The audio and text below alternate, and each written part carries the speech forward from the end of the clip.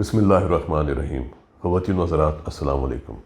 میں نے کئی پروگرامز کیے رومیٹک فیور کے حوالے سے۔ رومیٹک فیور وہ بخار جو بچے کے گلے میں ایک خاص جراثیم کی وجہ سے پیدا ہوتا ہے، جسے ہم کہتے ہیں گروپ اے اسٹریپٹوکوکس، اور اس کی وجہ سے جو زہر خارج ہوتا ہے بچے کے گلے میں، یہ زہر پورے جسم میں چلا جاتا ہے اور پھر جا کے جھلیوں پر انوالو ہوتا ہے۔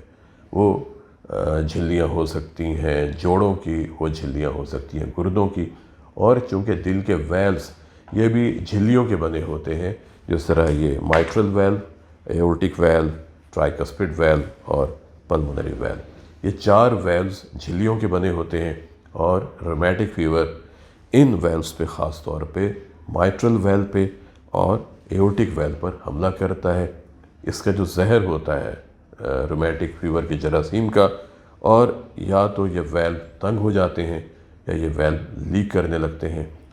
پاکستان میں یا جو دوسرے ترقی پذیر ممالک ہیں، یہاں پر جو بچے ہمارے پاس ہسپتالوں میں آتے ہیں، ان میں زیادہ تر تعداد وہ ہے جن کو رومیٹک فیور ہوا، ان کی وقت پر تشخیص نہیں کی گئی، اور اس رومیٹک فیور کی وجہ سے پھر انہیں رومیٹک ہارٹ ڈیزیز ہو گئی۔ رومیٹک ہارٹ ڈیزیز کسے کہتے ہیں؟ جب دل کے ویلو خراب ہو جاتے ہیں، تنگ ہو جاتے ہیں یا لیک کرتے ہیں، بچے کی دھڑکن تیز ہو جاتی ہے، بچے کا سانس خراب ہونے لگتا ہے، اور ان ویلوز کی خرابی کی وجہ سے دل کے پٹھوں پر بوجھ پڑتا ہے، دل کے پٹھے بڑے ہو جاتے ہیں۔ جب دل کے پٹھے بہت کمزور ہو جاتے ہیں، ان کے سکڑنے کی صلاحیت کم ہو جاتی ہے اور یہ خون کو آگے نہیں پھینکتے، تو خون کا دباؤ پیچھے پھیپھڑوں میں زیادہ ہونے لگتا ہے، پھیپھڑوں کے اندر پانی آنے لگتا ہے، بچہ سیدھا لیٹ نہیں سکتا، اور اگر اس کا وقت پر علاج نہ کیا جائے تو پھر دائیں طرف کا ہارٹ انوالو ہونے لگتا ہے، ٹرائیکسپڈ ویل یہ لیک کرنے لگتا ہے، پھیپھڑوں کی نالیوں میں دباؤ زیادہ ہو جاتا ہے، اور پھر جگر پھولنا شروع ہو جاتا ہے، پیٹ کے اندر پانی آنے لگتا ہے، پاؤں سوج جاتے ہیں، اور بے شمار پیچیدگیاں مزید جنم لیتی ہیں۔ جب بی پی ڈراپ کرنے لگتا ہے، گردوں کو خون نہیں جاتا اور گردے فیلئر میں چلے جاتے ہیں۔ یاد رکھیے، رومیٹک فیور کے لیے ہمارے پاس کوئی ویکسین نہیں ہے۔ جس طرح بچوں کو ہم دوسری بیماریوں کے خلاف ویکسین لگاتے ہیں، رومیٹک فیور کے لیے کوئی ویکسین نہیں ہے۔ رومیٹک فیور سے بچاؤ کا صرف ایک ہی طریقہ ہے، اور وہ ہے آگہی۔ لوگوں میں شعور پیدا کرنا رومیٹک فیور کے حوالے سے، لوگوں کو آگہی دینا کہ اگر آپ کے بچے کے گلے میں خرابی پیدا ہوتی ہے، آپ کے بچے کے گلے میں خراش محسوس ہوتی ہے، آپ کا بچہ سستی کا شکار ہوتا ہے، چلنے میں تکلیف محسوس کرتا ہے، بچے کی ٹانگوں میں درد ہوتا ہے، بچے کے جوڑوں میں درد ہوتا ہے، اور جوڑ بھی کیسے کہ پہلے ایک جوڑ میں تکلیف شروع ہوتی ہے، وہ ٹھیک ہوتا ہے، دوسرا جوڑ خراب ہونا شروع ہو جاتا ہے، وہ ٹھیک ہوتا ہے، تیسرا جوڑ خراب ہونا شروع ہو جاتا ہے، اور جوڑ بھی کون سے؟ بڑے جوڑ، گھٹنے کا جوڑ، ٹخنے کا جوڑ، کولے کا جوڑ، کوہنی کا جوڑ، کندھے کا جوڑ، کلائی کا جوڑ۔ اگر بچہ ان جوڑوں میں تکلیف کی شکایت کرتا ہے تو ہمیشہ سمجھیے کہ کہیں خدا نخواستہ بچے کو رومیٹک فیور تو نہیں ہو رہا۔ پھر کچھ بچوں کے اندر مرگی کی طرح کے دورے پڑ سکتے ہیں، جسے ہم کوریا کہتے ہیں۔ کچھ بچوں میں جلد کے نیچے چھوٹی چھوٹی رسولیاں بن جاتی ہیں، جنہیں ہم سبکیوٹینیس نوڈیولز کہتے ہیں۔ کچھ بچوں میں ایک خاص قسم کی رہش ہوتی ہے جو رومیٹک فیور کے اندر پائی جاتی ہے، اور صورتحال اس وقت زیادہ خراب ہوتی ہے جب دل انوالو ہونا شروع ہو جاتا ہے۔ دل کے ویل، جس طرح میں نے پہلے کہا، انوالو ہونا شروع ہو جاتے ہیں۔ کارڈائٹس، دل کے پٹھوں کی سوزش۔ رومیٹک فیور کو ہم 100% بچا سکتے ہیں۔ اگر ترقی یافتہ ممالک میں اس بخار پر قابو پا لیا گیا ہے تو ہم پاکستان میں اس بخار پر کیوں نہیں قابو پا سکتے؟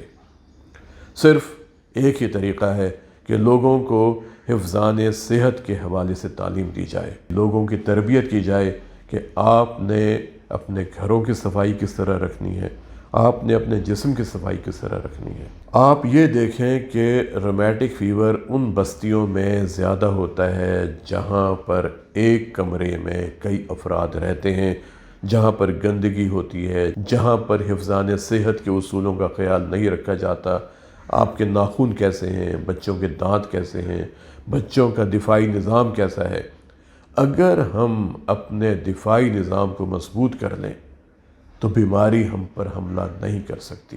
اگر ہم بچوں کو متوازن خوراک دیں، ان کے دفاعی نظام کو بہتر بنایا جا سکتا ہے۔ ہمیں صحت کے حوالے سے سوچنا ہوگا۔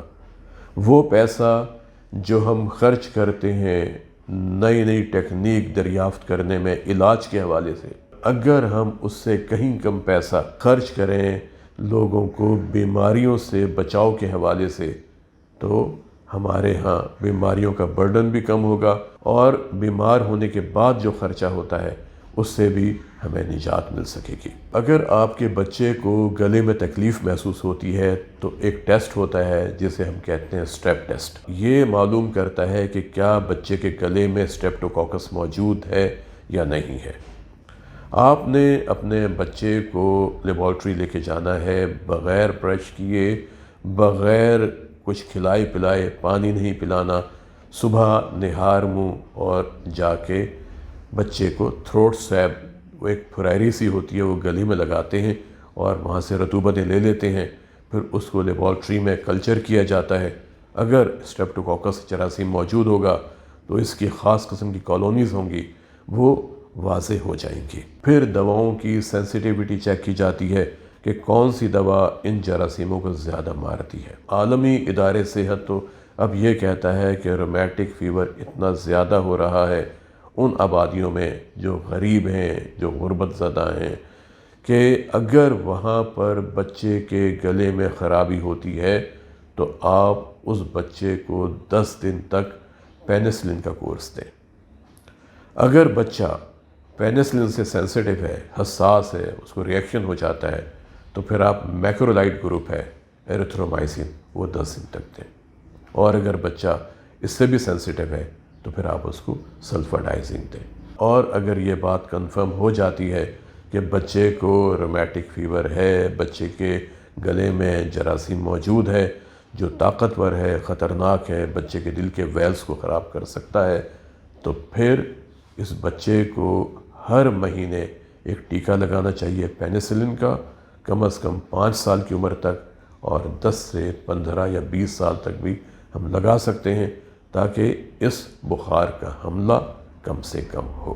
بچے ہمارا مستقبل ہیں، بچے ہمارا سرمایہ ہیں۔ اگر بچوں کو خدا نخواستہ پرابلم ہو جاتا ہے، ماں باپ تو پریشانی میں آتے ہیں، اس قوم کا بھی بہت بڑا لاس ہوتا ہے کہ وہ بچہ کل کو جناح بن سکتا تھا، وہ بچہ کل کو اقبال بن سکتا تھا، وہ بچہ کل کو ڈاکٹر عبدالقدیر خان بن سکتا تھا، لیکن اس بخار کی وجہ سے ہم نے اس کی ساری صلاحیتیں ختم کر دیں۔ آج کے لیے اتنا ہی، ملتے ہیں کسی اگلے پروگرام میں ایک نئے ٹاپک کے ساتھ۔ اپنا اور اپنے خاندان کے افراد کے دل کی صحت کا بہت خیال کریں اور کوشش کریں کہ زندہ رہیں ایک صحت مند، مضبوط اور توانا دل کے ساتھ۔ السلام علیکم۔